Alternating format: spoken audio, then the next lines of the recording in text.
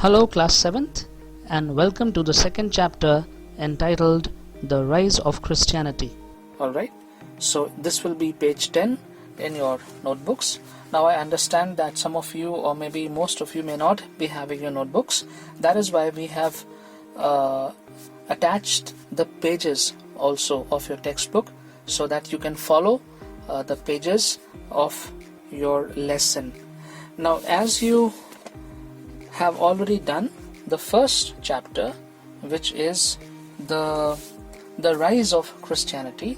So in that chapter you saw how Christianity took birth in the Middle East part of the world, and now we want to see in this chapter how Christianity spread from that point onwards. On page 10 you will see that the Bible is the holy book of the Christians, and it is in two parts, the Old Testament and the New Testament. Now after this the history moves on, and we see that Christianity began to spread in Rome and in the places around Rome, and more people began to believe in Jesus Christ. Now when this happened, then this did not go well with the Roman Empire, because for the Romans only the Roman emperor could be like a god, and no other gods were allowed, and therefore more and more Christians were being hunted down and they were being persecuted. Persecuted means that because of their religion they were either put in jail or they were being killed. And this went on for many years until we come to the time of Emperor Constantine. Around the 4th century CE, you can see this on the second column, around the 4th century CE, the Emperor Constantine, he became the first ruler, the Roman ruler, to embrace Christianity, and he took steps to make Christianity as the state religion. Now that is very interesting. So now what happened? Because of this, Christians got the freedom to worship. Christians were able to get jobs in that place, and Sunday was declared a public holiday so that people could go to the churches, and he also built many churches. Coming on to page 11. On page 11 you will see that the capital of Rome is shifted to a city called Constantinople, which is modern day Istanbul. After that we read about the medieval Europe, and in that the first thing that you see on page 11 is the decline of the Roman Empire. Now you must have read in your own readings also, and also maybe in chapter 1, that the Roman Empire was a very big empire. It was a very powerful empire. So here we see that this very powerful empire of Rome is going to decline, and the reasons are given over here. Mostly there were attacks. There were attacks by the Germanic tribes such as the Visigoths, the Ostrogoths, the Vandals and the Franks. The Romans called them barbarians. You can check out the meaning of the word barbarian, and these people were called barbarians. They plundered the treasures, killed and enslaved many Romans, and destroyed many buildings. And if you read on, you will see how all of this resulted in the fall of the Roman kingdom. So what was the result of these barbarian invasions? Number one, the authority of the Roman rulers became weak, obviously because of so many wars and fighting, and they were not able to compete with the power, the army of the invaders, and so the Roman Empire eventually became weak. Their business also declined, second point. There were violent political conditions, so many changes came about, and so their business also suffered. And thirdly, the most important impact was the rise and spread of feudalism. And we will see on the next page exactly what feudalism is.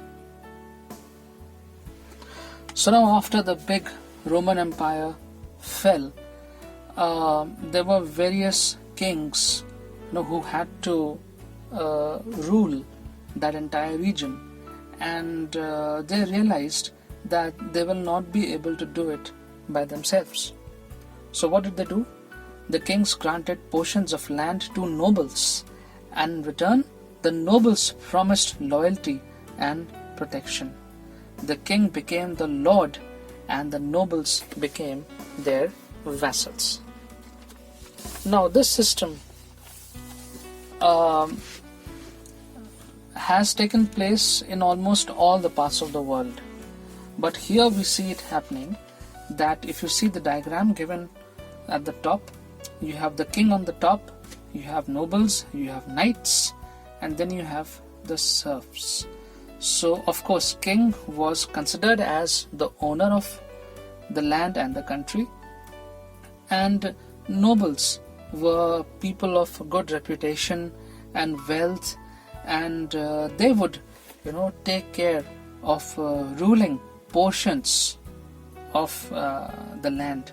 And then they hired knights or warriors, are the ones who would provide military service.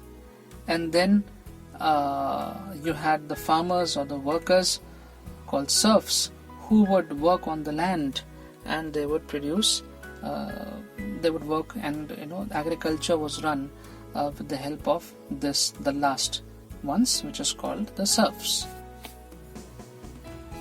A better word for understanding would be the peasants or the farmers. Now this was a system of hierarchy.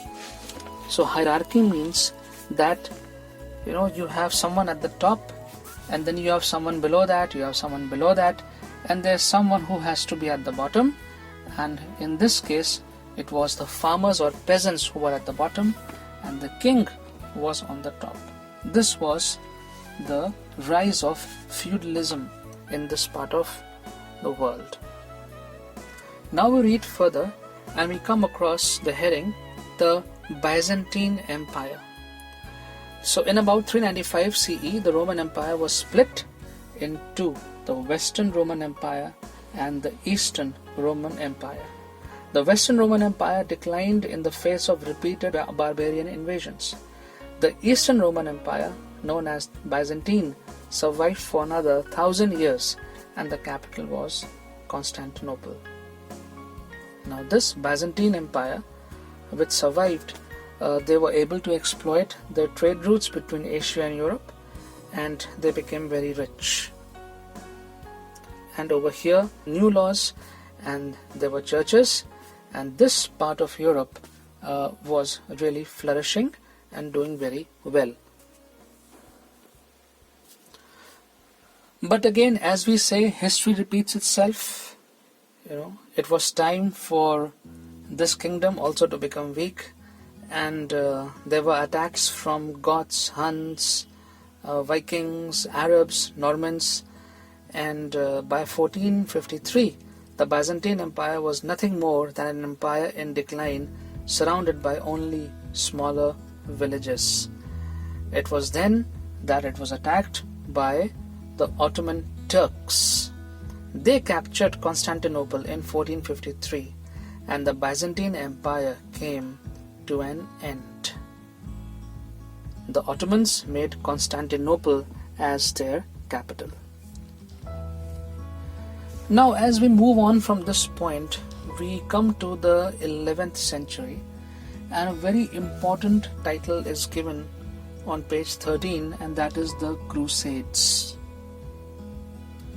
So the Turks captured Jerusalem. Jerusalem is the holy city of the Jews. They threatened the Christian visitors. They later banned them from entering Jerusalem. And many Christians began to believe at that time that their religion their very faith is under a threat. By this time, there was a Pope, Pope Urban II. He urged the Christians to go on a holy war or a crusade and go and recapture Jerusalem, which is part of the Holy Land as believed by the Christians. And so there were wars. They called it a holy war, but I don't know what is holy about any war. So there was a lot of bloodshed, there was a lot of killing. Between 1096 CE and 1291 CE, 8 crusades were fought. But in spite of all these wars, the Crusaders, they were unable to capture Jerusalem. Now, because of these crusades, there were several impacts. The first impact was that in the midst of all this wars and fighting, the Christians began to look at the Pope as their leader and as their guide. So Pope's authority among the Christians increased. Secondly, the Crusaders, because they came in contact with the Christians, and this happened over a long period of time, and they were exposed to the cultural and scientific progress of the Greeks and the Turks. Because of this, there was a revival of interest in classical knowledge. The Crusaders learnt about magnetic compass and gunpowder from the Turks. The use of gunpowder greatly undermined the role of knights and contributed to the decline of feudalism. So there was an exchange of knowledge. The Turks, they learned something from the Crusaders, they learned from the Turks, and there was exchange of knowledge and also exchange of technology during that period. Also, because of the Crusades, there was increased trade contact between Asia and Europe. There was more demand for luxury goods like silk, spices, carpets, and so all these things began to take place. There was an increase in learning and traveling and of new ideas, and this led to Renaissance in Europe. Renaissance word you can see at the back. It means revival, a newness in art and literature. And this was in the 14th, from the 14th and the 17th centuries, there was this time of Renaissance. Of course, you will read about that in your other classes. Now, coming to monasteries and their impact. So many monasteries were built. A monastery is a place where monks lived, and there were Christian monks who lived in monasteries, and just like the Buddhist, they also have monks. They live in monasteries, and they are called monks. Women also lived in the same way, but they were called nuns, and where they lived, that was called a convent. Now you are familiar with the word convent because we have a Loreto convent in Lucknow, and a convent originally means a place where nuns live, and therefore Loreto convent, we know that there are many sisters, nuns who are living there, and in the past many nuns have lived there and done so much of work. That is why it is called a convent. So what did the monks and the nuns do? They led simple lives. They did not marry.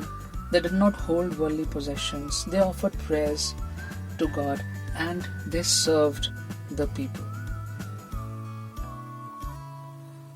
These monasteries, they played a very important role in the medieval Europe.